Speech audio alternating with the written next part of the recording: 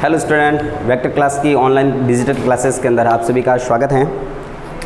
हम स्टार्ट करेंगे सबसे पहले 10th क्लास के अंदर आरबीएसई की 10th क्लास, और वो भी हम लेंगे हिंदी मीडियम के अंदर। आरबीएसई की अगर साइंस की बात करें तो साइंस के अंदर 3 टॉपिक रहते हैं। एक तो रहेगी बायोलॉजी, और सेकेंड केमिस्ट्री, और थर्ड रहेगी फिजिक्स, और एक जो टॉपिक रहेगा वो रहेगा एनवायरमेंटल यानी पर्यावरण। सबसे पहले जो स्टार्ट करेंगे हम वो करेंगे बायोलॉजी स्टार्ट करेंगे, जीव विज्ञान स्टार्ट करेंगे। ठीक है, आपका जो चैप्टर रहेगा वो रहेगा सेकेंड चैप्टर मानव तंत्र। सबसे पहले इसकी शुरुआत करते हैं हम बायोलॉजी। तो बायोलॉजी सबसे पहले मैं बता देता हूँ आपको कि बायोलॉजी का मतलब क्या हो गया। जीव विज्ञान कहने का मतलब क्या हो गया। जीव विज्ञान ये 2 शब्दों से मिलकर बना होता है। एक बना होता है जीव, और विज्ञान कहने का मतलब बायोलॉजी यानी बायो प्लस लोगस, और लोगस का मतलब होता है स्टडी करना, अध्ययन करना, जीवित जीवों की स्टडी करना। जीवित जीवों की स्टडी करना कहलाएगा बायोलॉजी। अगर बायोलॉजी की ब्रांच की बात करें तो बायोलॉजी की बहुत सारी ब्रांच होती हैं। मेनली 2 ब्रांच हम पढ़ते हैं। एक होती हैं वनस्पति विज्ञान और दूसरी होती हैं प्राणी विज्ञान। वनस्पति विज्ञान के अंदर हम स्टडी करते हैं प्लांट के बारे में, पेड़ पौधों के बारे में, और प्राणी विज्ञान के अंदर हम स्टडी करते हैं एनिमल्स के बारे में, प्राणियों के बारे में। स्टार्ट करता हूँ मैं सेकेंड चैप्टर बायोलॉजी का, यानी साइंस क्लास आरबीएसई का चैप्टर नंबर 2 मानव तंत्र ह्यूमन सिस्टम। बड़ा ही शानदार ढंग से करेंगे हम पूरा डिटेल के अंदर, आप समझते जाना। तो सबसे पहले बात करेंगे कोई भी जीव है, कोई भी अगर एनिमल है तो वो एनिमल बना होता है छोटी छोटी सेल से मिलकर बना होता है, बहुत सारी छोटी छोटी कोशिकाओं से मिलकर बना होता है। ठीक है, तो बहुत सारी छोटी छोटी कोशिकाएं हमारे शरीर को अगर टुकड़े टुकड़े कर दिए जाए तो देखते हैं कि हमारी पूरी बॉडी बनी होती हैं छोटी छोटी कोशिकाओं से। इन कोशिकाओं को बोलेंगे हम शरीर की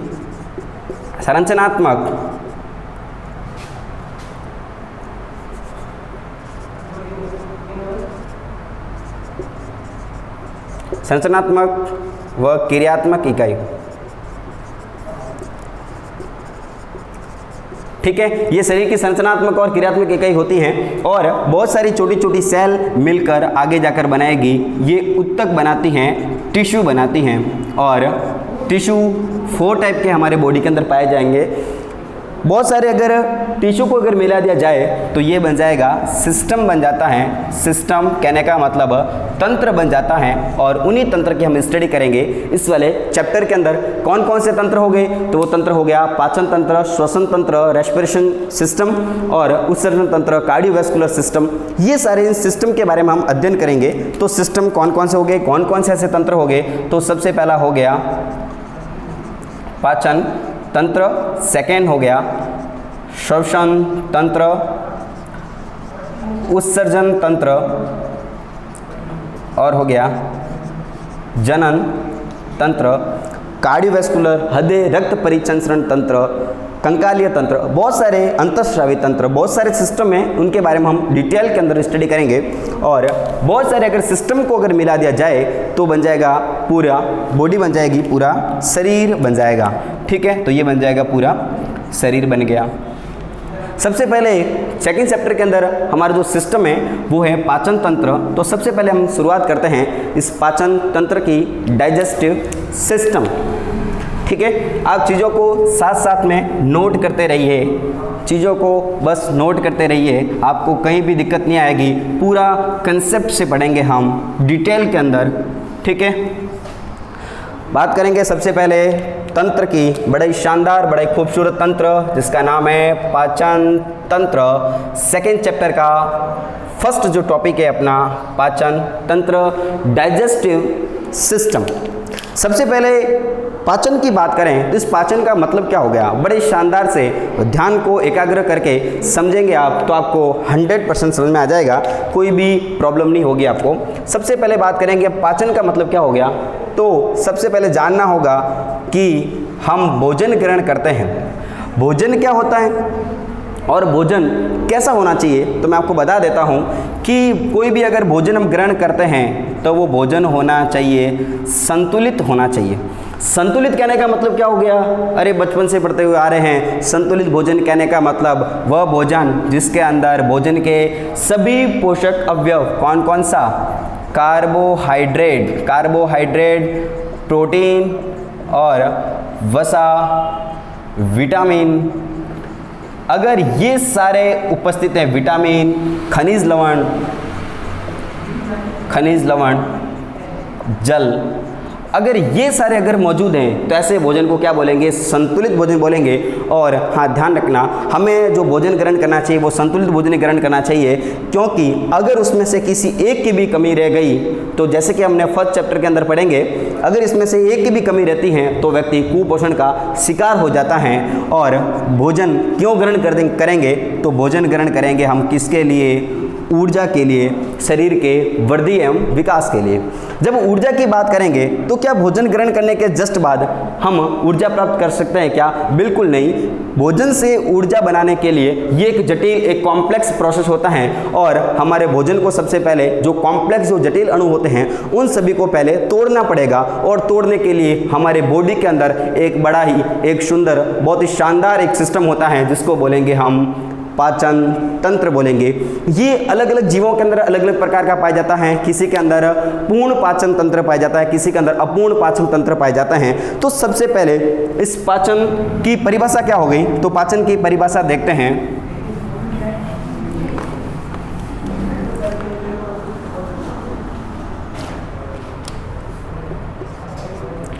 जो भी हम भोजन ग्रहण करेंगे उन भोजन के अंदर क्या होगा, तो उन भोजन के अंदर होंगे, हम खाने के अंदर खाएंगे या तो खाएंगे हम कार्बोहाइड्रेट, या फिर खाएंगे हम प्रोटीन या फिर खाएंगे वसा। इन सभी से सीधे ही ऊर्जा नहीं बनती, इन सभी को सबसे पहले क्या करना पड़ेगा, उन सभी को सबसे पहले ब्रेक डाउन करना पड़ेगा, उनको तोड़ना पड़ेगा। ठीक है, जब इनको तोड़ेंगे तब ये कन्वर्ट किस में होंगे, कार्बोहाइड्रेट। ध्यान देना, कार्बोहाइड्रेट कन्वर्ट होगा ग्लूकोज के अंदर। जब कार्बोहाइड्रेट के टुकड़े टुकड़े हो जाएंगे तो ये टूट जाएगा ग्लूकोज के अंदर, प्रोटीन टूट जाएगा अमीनो अम्ल के अंदर, और जो वसा है, जो फैट है, वो टूट जाएगी किसके अंदर, वसीय अम्ल के अंदर। और ये काम कहाँ पर होगा, तो ये काम होगा एक तंत्र के अंदर, इसी तंत्र को क्या बोलेंगे हम, पाचन तंत्र बोलेंगे।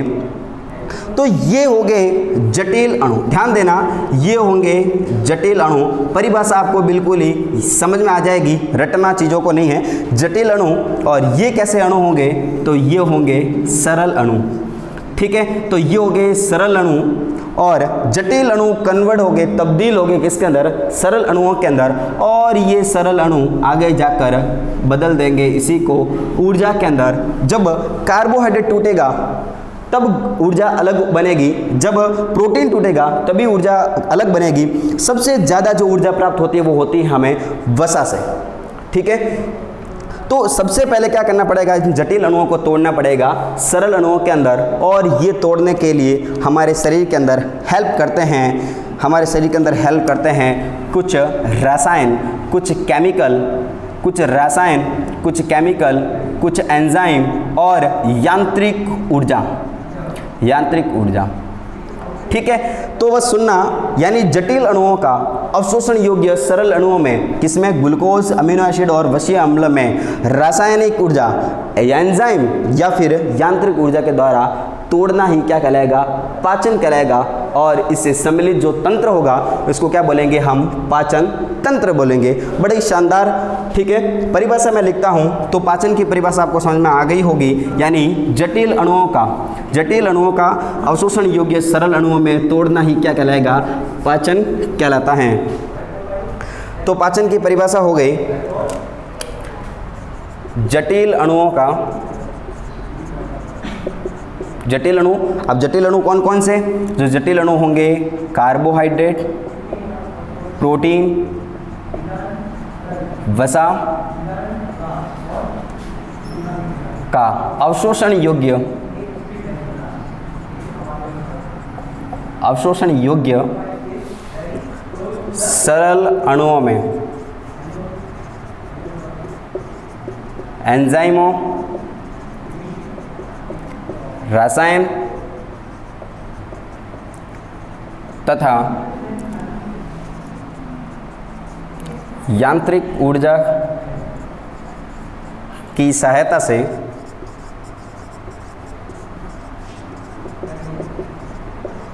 तोड़ना पाचन कहलाता है। ठीक है, जटिल अणुओं का अवशोषण योग्य सरल अणुओं में यांत्रिक ऊर्जा, रासायनिक ऊर्जा तथा एंजाइमों की सहायता से तोड़ना पाचन कहलाता है, और इससे संबंधित जो तंत्र होगा उसको क्या बोलेंगे हम, पाचन तंत्र बोलेंगे। हमारे बॉडी के अंदर जो भी पाचन तंत्र होता है उसको हम दो भाग के अंदर डिवाइड करते हैं। पाचन तंत्र को दो भाग के अंदर डिवाइड करते हैं।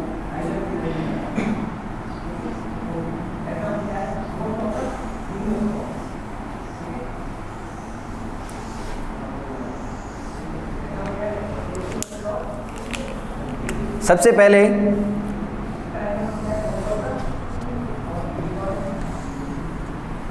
पाचन तंत्र को दो भाग में डिवाइड करते हैं।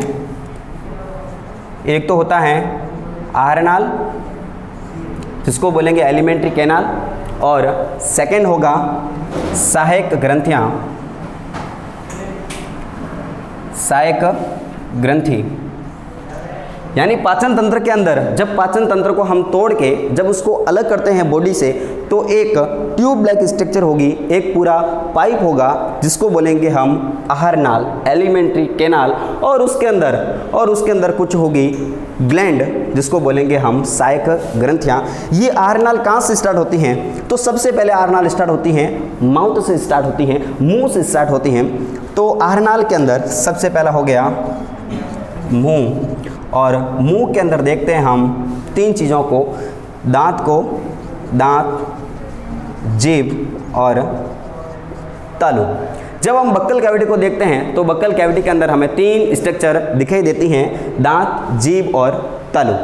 सेकंड, ये आगे जाकर खुलेगा, मुंह आगे जाकर खुलेगा एक स्ट्रक्चर के अंदर, इसको बोलेंगे हम ग्रसनी बोलेंगे, यानी फेरिंग्स। तो ये आगे जाकर खुलेगी ग्रसनी के अंदर यानी फेरिंग्स के अंदर। फेरिंग्स आगे जाकर एक ट्यूब लाइक स्ट्रक्चर के अंदर खुलेगी, इसको बोलेंगे हम ग्रास नली, या फिर इसको बोलेंगे हम इसोफेगस। ठीक है, तो ये हो गई ग्रास नली। और ग्रास नली आगे जाकर खुलेगी एक जे शेप स्ट्रक्चर के अंदर, जिसको बोलेंगे हम आमाशय। ठीक है, स्टोमक के अंदर खुलेगी ये आमाशय। और आमाशय आगे जाकर खुलेगा छोटी आंत के अंदर, छोटी आंत के अंदर, और छोटी आंत आगे जाकर खुलेगी बड़ी आंत के अंदर, लार्ज इंटेस्टाइन के अंदर।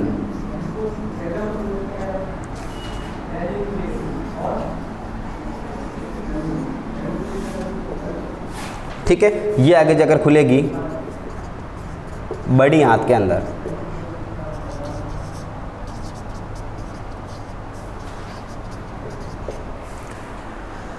तो सबसे पहले पाचन तंत्र को जब हम खोल के देखते हैं, जब उसको पूरी किसी भी एक बॉडी से पाचन तंत्र को जब बाहर निकालते हैं, तो उसको हम दो पार्ट के अंदर डिवाइड करते हैं। एक तो हो गया सबसे पहला कौन सा, आहार नाल, और बाकी उसके अंदर कुछ केमिकल, कुछ रसायन डालने के लिए पाई जाती हैं, ग्लैंड पाई जाती है, जिसको क्या बोलेंगे हम सहायक ग्रंथियाँ बोलेंगे। और कौन कौन सी होती है ये सहायक ग्रंथियाँ? तो सहायक ग्रंथि होगी, सबसे पहले होगी लार ग्रंथि, लार ग्रंथि, स्लाइवरी ग्लैंड, और सेकंड हो गया इसके अंदर यकृत, लीवर, और थर्ड हो गया अग्नाशय।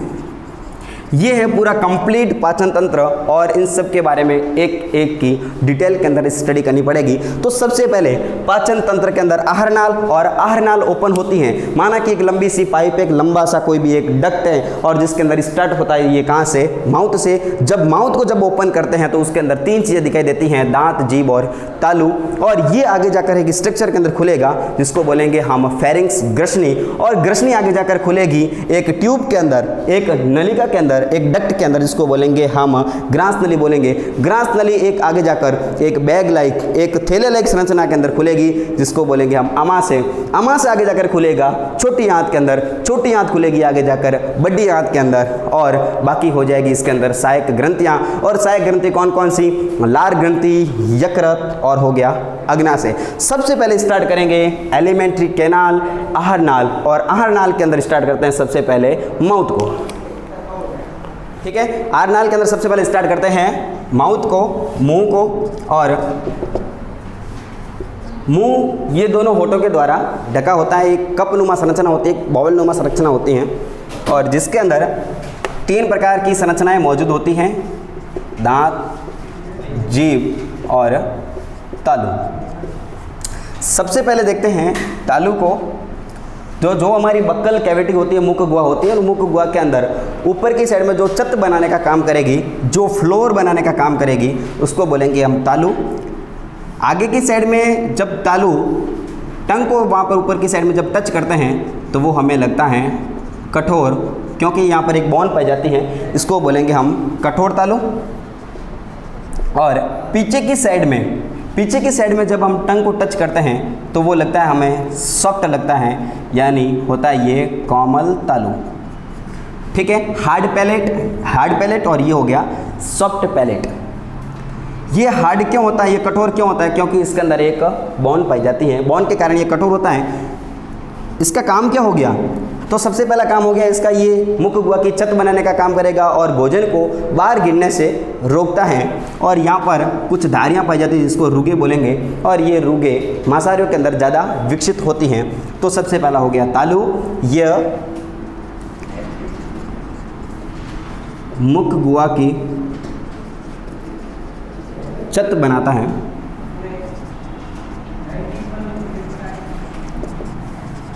यह दो प्रकार के होते हैं, एक तो कौन सा हो गया कठोर तालु और दूसरा हो गया कोमल तालु, सॉफ्ट पैलेट और हो गया hard palate. Second structure start करते हैं टंग को, जीभ को।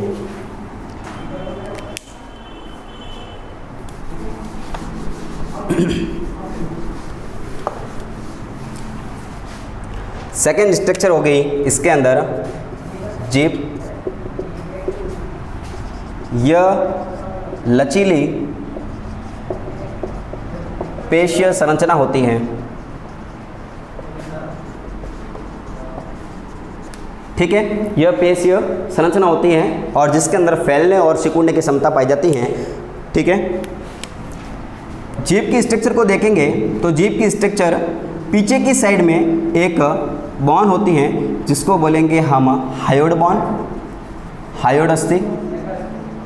ये उसे जुड़ी हुई रहेगी। जो भी हमारी टंग होती है वो पीछे की साइड में एक हड्डी के द्वारा, यू आकार की एक हड्डी होती है, उससे ये जॉइंट रहेगी जिसको बोलेंगे हम हायोड।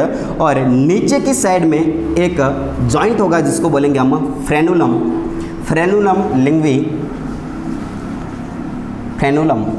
ये नीचे की साइड में फ्रेनुलम जॉइंट के द्वारा ये अटैच रहती हैं।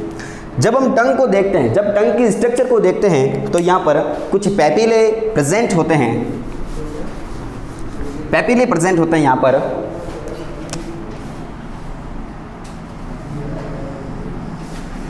ये होगी टंग की स्ट्रक्चर। इस टंग की स्ट्रक्चर के अंदर कुछ पैपिले प्रेजेंट होते हैं अलग अलग टाइप के।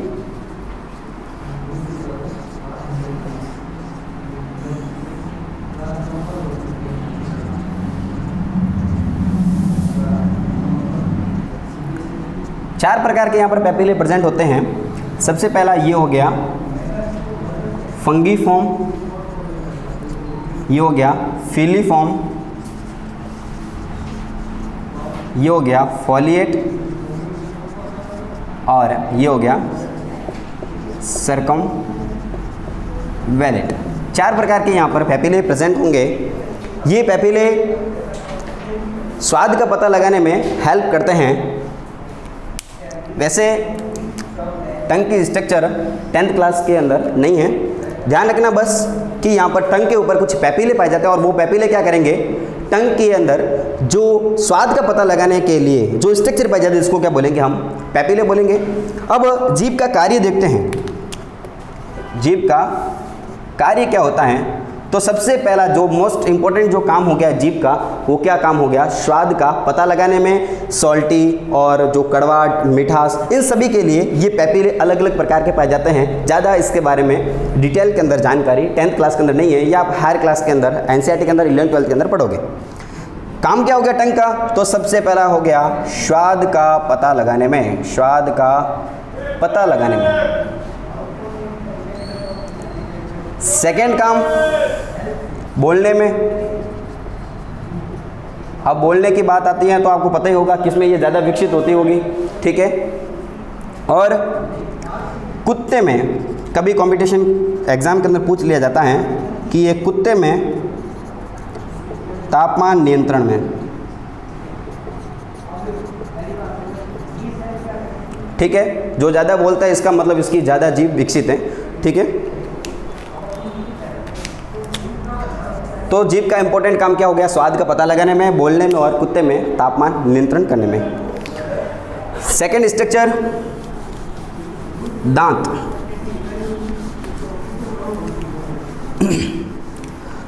मनुष्य के अंदर दांत की कुछ खास विशेषता हैं। हाँ बिल्कुल श्वेत कलर के तो पाए जाते हैं दांत। सबसे पहले दांत होते हैं गर्तदंती, बहुत बहुत इंपॉर्टेंट खास बात, गर्तदंती। गर्तदंती एक बात आती है, ये बहुत ही ज़्यादा important, very very important point है। गर्तदंती, विषमदंती, विषमदंती, गर्तदंती और हो गया द्विबारदंती, द्विबारदंती, वेरी वेरी इंपॉर्टेंट। क्या होता है इनका मतलब, तो सबसे पहले बात करेंगे गर्तदंती। गर्त कहने का मतलब संस्कृत शब्द से बना होता है, गर्त कहने का मतलब होता है कोई सॉकेट, कोई खड्डा। तो दांत होते हैं वो हमारे एक सॉकेट के अंदर, मसूड़े के अंदर दसा होता है, और दांतों की ऐसी व्यवस्था जो सॉकेट के अंदर फिट होती है, ऐसी कंडीशन को बोलेंगे हम गर्तदंती। यानी परिभाषा क्या होगी, गर्तदंती यानी दांत मसूड़े यानी कोई भी हो गया सॉकेट में स्थित होना गर्तदंती कहलाता है। विषमदंती, विषमदंती कहने का मतलब हो गया, अगर आप गाय भैंस को देखते हो तो उनके अंदर सभी दांत वो एक ही प्रकार के पाए जाते हैं। मतलब दांत की जो संरचना होती है वो अलग अलग प्रकार की नहीं होती, ठीक है। तो उनके अंदर पाए जाते हैं मतलब हमारे अंदर जो दांत पाए जाते हैं वो पाए जाते हैं विषमदंती। विषमदंती कहने का मतलब क्या हो गया, सभी दांत की जो संरचना होगी वो अलग अलग होगी, सभी दांत एक जैसे दिखाई नहीं देंगे, ठीक है। दांत की संरचना अलग अलग अलग अलग, और इस व्यवस्था को क्या बोलेंगे हम, विषमदंती। द्विबारदंती, वेरी वेरी इंपॉर्टेंट। द्विबारदंती कहने का मतलब क्या हो गया, हमारे जीवन काल में जो दांत आते हैं वो आते हैं 2 बार। एक तो जब हम छोटे थे उसको बोलेंगे हम दूध के दांत, और अभी जो दांत हैं वो हैं स्थायी दांत। तो ध्यान देना, द्विबारदंती कहने का मतलब क्या हो गया, जीवन काल के अंदर दांत आते हैं 2 बार। एक तो होते हैं दूध के दांत, या फिर इसको बोल सकते हैं हम अस्थायी दांत, मिल्क टीथ, और दूसरे होते हैं स्थायी, या फिर इसको बोल सकते हैं परमानेंट दांत, परमानेंट टीथ, ठीक है। स्थायी दांत और हो गया दूध के दांत, ठीक है। अभी सभी आपके दांत है स्थायी दांत, ये मत उड़ा देना। तो दांत हो गए, दांत की खास बात हो गई गर्तदंती, विषमदंती और हो गया द्विबारदंती। द्विबारदंती कहने का मतलब जो भी दांत आएंगे वो दो बार आते हैं, दूध के दांत और स्थायी दांत। अब दांत की संरचना को समझते हैं। ये तो होगी दांत की खास बड़ी बड़ी बातें। और दांत के नंबर कितने होते हैं सबको पता होगा। दांत कितने पाए जाते हैं? पूरे 32 पाए जाते हैं, 1-2 कम हो सकते हैं। दांत की संरचना को देखते हैं। भाई सबके दांत अलग अलग होते हैं। अलग अलग कहने का मतलब डिपेंड करता है। ये हो गया दांत। दांत का जो सबसे बाहर वाला जो चमचमाता हुआ जो भाग दिखाई देता है, जिसको बोलेंगे हम क्राउन बोलते हैं इसको। क्राउन यानी हो गया शीर्ष। बीच वाला जो भाग उसको बोलेंगे हम गर्दन यानी नेक। और जो पूरा सॉकेट के अंदर फिट होता है उसको बोलेंगे हम जड़, रूट बोलेंगे। तो दांत की 3 संरचना पाई जाती हैं। सबसे बाहर वाला जो वाइट कलर का जो पार्ट जिसको बोलेंगे हम शीर्ष बोलेंगे, क्राउन बोलेंगे। और बीच वाला पार्ट हो गया गर्दन, नेक। और सबसे जो डीप पार्ट होगा उसको बोलेंगे हम जड़ बोलेंगे। और इनके अंदर पाई जाती है, अंदर की साइड में डेंटिन पाई जाती हैं। डेंटिन और पल्प कैविटी पाई जाती हैं। ये होगी डेंटिन।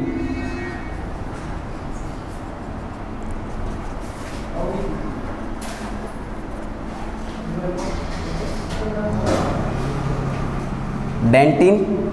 और अंदर जो कैविटी आपको दिखाई दे रही है, इस कैविटी को बोलेंगे हम पल्प कैविटी, पल्प गुहा। और इस पल्प कैविटी के अंदर ही ब्लड सप्लाई और नर्व सप्लाई होती है।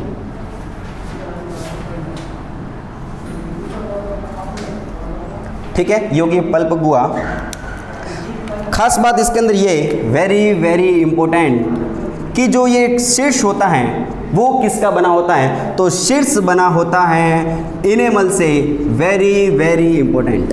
इनेमल शरीर का सबसे मजबूत, सबसे हार्डेस्ट जो मटेरियल है, हार्डेस्ट पदार्थ है, वो कौन सा हो गया? इनेमल। शरीर का सबसे मजबूत पदार्थ, सबसे मजबूत पदार्थ कौन सा हो गया भाई? वो हो गया इनेमल। Very important. और इनेमल से क्या बना होता है? जो भी हमारा क्राउन होता है, जो दांत की जो वाइट कलर की संरचना होती है वो बनी होती है किनसे? इनेमल से बनी होती है। तो होगी दांत की संरचना। एक बार जल्दी से वापस समझ लो। दांत के 3 भाग होते हैं। कौन सा? शीर्ष, क्राउन, नेक और हो गया रूट। और जो शीर्ष होगा वो बना होता है इनेमल से बना होता है। और ये इनेमल होता है शरीर का सबसे हार्डेस्ट, सबसे मजबूत पदार्थ होगा। अब दांत के प्रकार देखते हैं। दांत पाए जाते हैं हमारे ह्यूमन बॉडी के अंदर, मानव शरीर के अंदर दांत पाए जाते हैं पूरे 4 प्रकार के।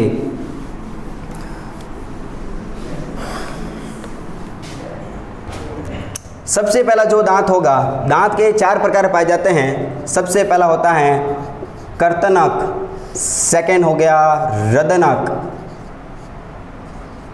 अग्रचर्वणक और हो गया चर्वणक। ICPM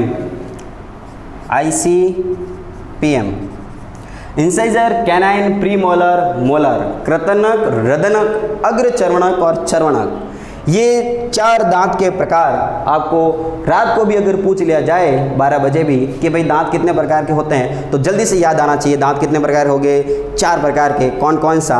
कृतनक, रदनक, अग्रचर्वणक और कौन सा? चर्वणक। इन दांत की बात करें तो इनकी आकार कैसा होता है? जो आगे वाले जो दांत होते हैं, 4 आगे वाले जो दांत वो होते हैं कर्तनक और इनका आकार होता है चैनीनुमा। रदनक जो दांत होते हैं वो होते हैं नुकीले। और अग्रचर्वणक ये दांत होते हैं त्रिकोणीय।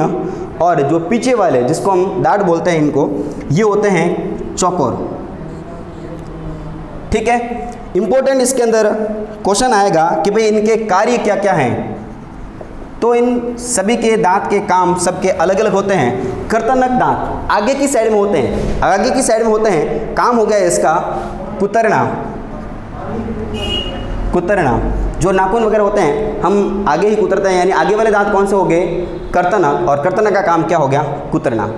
साइडों के अंदर ठीक है, साइडों के अंदर जो दांत दिखाई दे रहे हैं आपको, साइडों के अंदर बिल्कुल एकदम नुकीले दांत, वो वाले दांत जिसका काम क्या हो गया, चीरना फाड़ना, चीरना फाड़ना। कोई भी पैकेट या फिर कोई चिप्स का पैकेट अगर लाते हो, ठीक है, तो आप ऐसे नहीं खींचते हो, उसको फाड़ते हो साइड से, यानी चीरने फाड़ने का जो काम आप करेगा वो कौन से दांत करेंगे, रदनक दांत। रदनक दांत का काम क्या हो गया, चीरना फाड़ना। ध्यान देना, हमारे जीवन के अंदर चीरने फाड़ने का काम कम ही होता है। ये तो भगवान ने अच्छा किया कि ये दांत थोड़े से कम विकसित किए, बाकी जीना हराम हो जाता। ठीक है, तो भाई चीरने फाड़ने का काम किस में हो गया ज़्यादा, तो ये चीरने फाड़ने का काम किस में हो गया, मांसाहारियों के अंदर। वेरी वेरी इंपॉर्टेंट, मांसाहारियों के अंदर कौन से दांत सबसे ज़्यादा विकसित होते हैं, तो कौन से होंगे भाई, रदनक दांत। सबसे ज़्यादा विकसित दांत मांसाहारियों के अंदर कौन से होंगे, रदनक, क्योंकि उनका भोजन चीरने फाड़ने पे डिपेंड करेगा। कोई भी शेर वगैरह हैं, उसने कोई भी पकड़ा मांस वगैरह, चूहा वगैरह, और उसको चीर फाड़ के फटाफट से उसको निपटा दिया, तो चीरने फाड़ने का काम हो गया रदनक दांत का, और दोनों बाकी वाले दांत, इन दोनों का काम हो गया चबाना। तो ये होगी दांत की संरचना। इंपॉर्टेंट इसके अंदर एक क्वेश्चन आता है कि दंत सूत्र जो टीथ फॉर्मूला, वो भी आरबीएससी के सिलेबस के अंदर तो नहीं है, लेकिन कई बार ये क्वेश्चन आ जाता है कि भाई दांत का फॉर्मूला क्या हो गया। दंत सूत्र, और दंत सूत्र हैं एक वयस्क, एक एडल्ट का जो दंत सूत्र हैं वो है 21-23/21-23, 21-23/21-23 दंत सूत्र। दंत सूत्र, दंत सूत्र हो गया 21-23/21-23। समझना कैसे, ICPM याद रखना आपको, ICPM incisor, canine, premolar, molar, कर्तनक, रदनक, अग्र चर्वणक और हो गया चर्वणक। ICPM यानी कर्तनक, रदनक, अग्र चर्वणक और चर्वणक। ये फॉर्मूला होता है अपना, ये हो गया ऊपर वाला जबड़ा और ये हो गया नीचे वाला जबड़ा, और उसका भी ये आधे भाग का, ऊपर वाला जबड़ा, नीचे वाला जबड़ा और उसके आधे भाग का, ये वाला फॉर्मूला हो गया, यानी 21-23/21-23, यानी आधा ये और आधा ये। तो यानी कहने का मतलब हो गया इंटू 2, 21-23/21-23 इंटू 2। अब दो दांत कौन से, इंसाइजर, इंसाइजर कहने का मतलब क्या हो गया, आगे वाले कर्तनक दांत एक साइड के अंदर। अब एक साइड की बात करता हूं मैं, तो यहाँ पे हो गए दो दांत, कौन से वाले, कर्तनक दांत। दो इस साइड होंगे तो सीधी सी बात है दो इस साइड भी होंगे, तो कितने होंगे, ये 4 दांत, क्योंकि इंटू 2 है। कर्तनक कितने हो गए, 2, रदनक कितना हो गया, 1, देख लेना कांच के अंदर, ठीक है, एक इस साइड एक इस साइड, कितने होंगे, 2 और 2 कितने हो गए नीचे, तो कितने हो गए टोटल 4 दांत, 1 2 इंटू 2 कितने हो गए, 2 इंटू 2, ठीक है। इंसाइजर, कैनाइन, प्री मोलर और मोलर। प्री मोलर कितने हो गए, 2 और मोलर कितने हो गए, 3। अब इसमें से कोई भी पूछ ले कि ये दांत कितने, जल्दी से झटाक से बता देना कि ये दांत इतने हो गए। कोई पूछ ले कि भाई प्री मोलर दांत कितने हो गए, तो प्री मोलर दांत कितने हो गए, 2 इस साइड, 2 इस साइड कितने हो गए, 4 और 4 इस साइड कितने हो गए, टोटल 8, ठीक है। तो 8 हो गए अपने प्री मोलर। ये हो गया teeth formula, very very important. Teeth formula कई बार और कई बार पूछा गया और कई बार पूछा जाएगा। टीथ फॉर्मूला, दंत सूत्र। बक्कल कैविटी खत्म हो गई, मुख गुहा, और मुख गुहा के अंदर संरचना हमने देखी 3 दांत, जीभ, तालु। तालु 2 प्रकार का, आगे वाला कठोर तालु, पीछे वाला कोमल तालु, और जीभ एकदम बिल्कुल ही लचीली संरचना। और लचीली संरचना जिसके ऊपर पाए जाते हैं कुछ पैपिले प्रेजेंट होंगे स्वाद का पता लगाने में। और ये नीचे की साइड में जॉइंट होती है फ्रेनुलम से, पीछे की साइड में यू आकार की हड्डी से जिसका नाम है हायोइड बोन। एकमात्र ऐसी बोन जो किसी भी अन्य बोन से जुड़ी हुई नहीं होती। ध्यान देना, पॉइंट का मतलब है, शब्दों का मतलब है भाई, ठीक है। यानी कोई भी अगर बोन होती है वो दूसरी बोन से हमेशा अटैच होती है। हमारे शरीर के अंदर कोई भी ऐसी फ्री बोन नहीं है। ये बोन हो गई, ये टुकड़ा हो गया, इस टुकड़े से जॉइंट है, ये बॉन इस बॉन से जॉइंट है, ये बॉन इस बॉन से जॉइंट है। बट एकमात्र ऐसी अस्थि, कौन सी, हायोइड बोन, जो आगे की साइड में सो जुड़ी हुई होती है, किसे, टंग से, जीभ से, लेकिन पीछे की साइड में किसी से भी जुड़ी हुई नहीं होती। तो वेरी वेरी इंपॉर्टेंट, एकमात्र ऐसी बॉन जो किसी अन्य बॉन से जुड़ी हुई नहीं होती, वो कौन सी बॉन होगी, हायोइड बॉन। फिर देखा हमने दांत की संरचना के बारे में। दांत की संरचना के बारे में देखा तो दांत की संरचना हो गई 4 प्रकार की। दांत की संरचना हो गई 3 प्रकार की, शीर्ष, गर्दन और हो गया रूट, जड़ हो गया। और दांत के प्रकार देखे हमने 4 प्रकार का, कर्तनक, रदनक, अग्रचरणक और चर्वणक। और टीथ फॉर्मूला हो गया 21 23/21 23। ठीक है।